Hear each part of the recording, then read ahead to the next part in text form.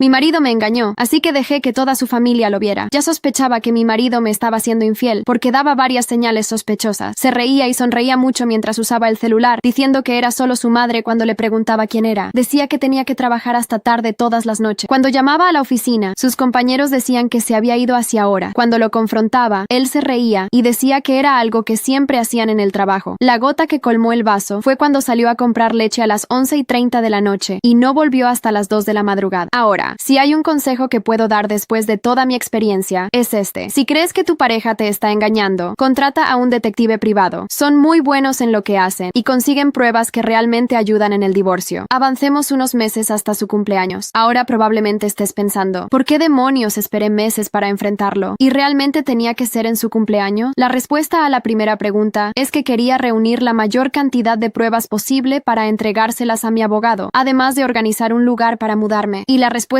a la segunda pregunta?